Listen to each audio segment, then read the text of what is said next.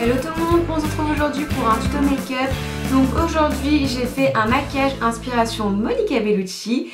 Donc je me suis inspirée de cette photo là. Donc sur cette photo je la trouve sublime, bon je la trouve sublime tout le temps, mais vraiment sur cette photo je la trouve particulièrement magnifique. Donc voilà, j'ai eu envie de reproduire ce look et en fait c'est une de vous dans les commentaires d'une de mes vidéos qui m'a demandé de faire un look Monica Bellucci. Donc écoutez, c'est ce qu'on va faire pour le make-up aujourd'hui. Franchement c'est pas si compliqué que ça au final, ça prend un petit peu de temps mais c'est pas non plus ultra compliqué. Donc si ça vous intéresse, c'est parti.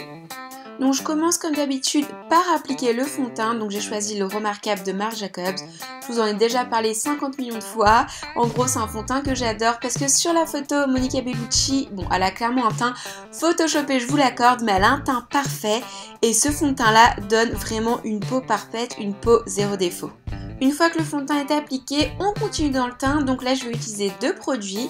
Premièrement, je viens appliquer un anti-cerne. Donc celui-ci c'est l'anti-cerne de chez NARS que j'ai en teinte Custard.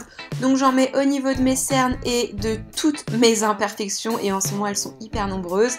Et je viens estomper le tout avec un Beauty Blender humidifié comme d'habitude. Et le deuxième produit, je vais utiliser le Touche Magique de chez L'Oréal. Donc cette fois-ci, ça va être pour apporter un petit peu plus de lumière et d'éclat à mon teint. Donc je vais venir en appliquer à des endroits stratégiques comme l'arête du nez, le front, le menton et un petit peu au niveau de mon dessous de l'œil. Après ça, je viens prendre ma poudre libre transparente de chez By Terry et je vais venir poudrer le dessous de mon œil pour fixer mon anti-cerne. Et avec ce qu'il me reste sur mon pinceau, je vais venir matifier le reste de mon visage. Donc j'insiste un petit peu au niveau de la zone T pour surtout pas briller. On va laisser un petit peu le teint tranquille, on va passer directement aux yeux. Donc dans un premier temps, j'utilise un pen pot de chez MAC que j'ai en teinte soft ocre. Ça permet d'unifier ma paupière et ça va permettre au fard d'avoir une meilleure tenue.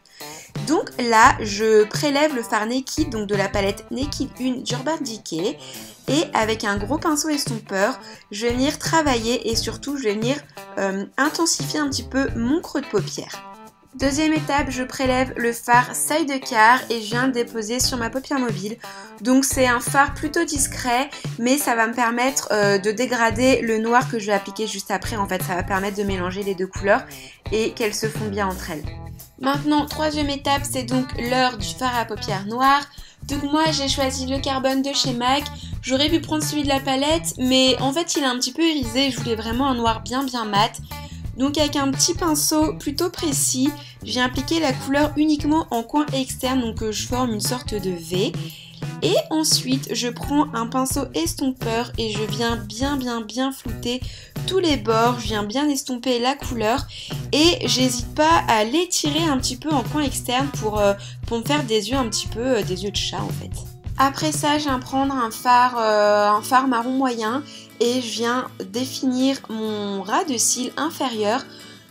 Donc première étape, je viens mettre le fard marron histoire d'intensifier, surtout de créer une ombre. Et ensuite, deuxième étape, je reprends mon fard noir MAC de tout à l'heure et avec un pinceau biseauté pour un tracé plus précis, je viens uniquement en mettre au niveau externe de l'œil. Maintenant, c'est le moment de redonner un petit peu de vie au visage. Donc dans un premier temps, j'ai appliqué une poudre bronzante, donc c'est la Honolulu de chez W7. Donc c'est un petit peu un dupe du Hoola de chez Benefit. Donc je viens appliquer cette poudre bronzante au niveau des tempes et du creux de la joue. Donc je ne vais pas faire un contouring ultra poussé, ultra marqué. Je viens juste me donner un petit peu de couleur et creuser un petit peu mes joues. Et ensuite j'applique un blush. Donc là c'était un blush de chez Givenchy, mais il me semble qu'il n'existe plus puisque c'est un très vieux. Donc c'est un joli blush un petit peu pêche en fait, très naturel. Une fois que je l'ai appliqué, je viens bien estomper le tout avec un gros kabuki de chez Elf, histoire d'avoir un rendu un petit peu plus naturel et surtout un petit peu plus doux. Dernière étape du teint, je viens remettre un petit peu de Touche Magique de L'Oréal. J'en ai déjà mis tout à l'heure en même temps que mon concealer, mais c'est vrai que le fait de poudrer par-dessus, tout de suite ça aplatit un petit peu le teint. Alors oui, ça matifie, mais justement ça enlève un petit peu ce côté lumière. Donc j'en remets aux endroits stratégiques comme tout à l'heure, c'est-à-dire front, menton, arête du nez et juste au-dessus des pommettes. Ensuite, c'est l'heure du maquillage des sourcils. Donc sur la photo, Monica Bellucci, elle a des sourcils bien dessinés mais très naturels. Enfin, je veux dire, elle n'a pas une forme hyper arquée ni rien du tout. Donc tout simplement, je viens structurer les miens, je viens les intensifier un petit peu plus avec une poudre de chez Sigma, mais tout en suivant ma ligne naturelle en fait, je viens pas trop les modifier. Maintenant, on peut enfin retourner aux yeux, donc je vais venir appliquer du liner. Donc le liner, vous savez que j'en applique jamais, mais là j'ai choisi d'appliquer un eyeliner en gel. Donc là, c'en est un de chez Sigma, donc il est bien noir, il est pas mal. Par contre, en fait, j'ai pas retrouvé mon pinceau biseauté, je l'ai peut-être perdu tellement je l'utilise jamais. Donc du coup, j'ai utilisé un petit pinceau, ça va, qui était quand même pas mal précis, mais bon, j'avoue que c'était pas la folie non plus. Donc voilà, je trace mon petit trait de liner tranquillou. Une fois que c'est fait, et ben on va pas venir s'arrêter là. Non, on va venir poser des faux cils.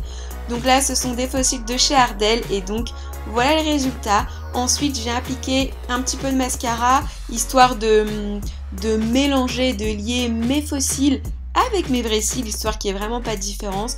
Donc là, franchement, peu importe le mascara, moi j'ai pris le premier qui me met sous la main. Et donc c'est un des mascaras chouchou en fait, c'est le Velvet Major Volume de Marc Jacobs. Et enfin, la dernière étape de ce make-up, c'est donc la bouche. Donc j'ai utilisé deux produits. Dans un premier temps, je viens redessiner mes lèvres avec un crayon de chez Dior.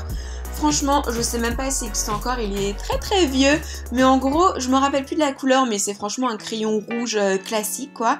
Donc je viens les redessiner un petit peu et surtout au niveau de l'arc de Cupidon, j'essaye de les faire un petit peu plus pulpeuses sans trop abuser non plus.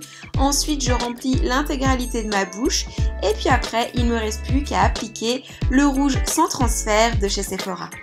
Ouais les filles, ma vidéo est maintenant terminée, j'espère sincèrement que ça vous aura plu. Si jamais vous avez d'autres idées, d'autres tutos, d'autres make-up, mettez-moi ça en commentaire. Je vous fais plein gros bisous et je vous dis à très vite. Bye.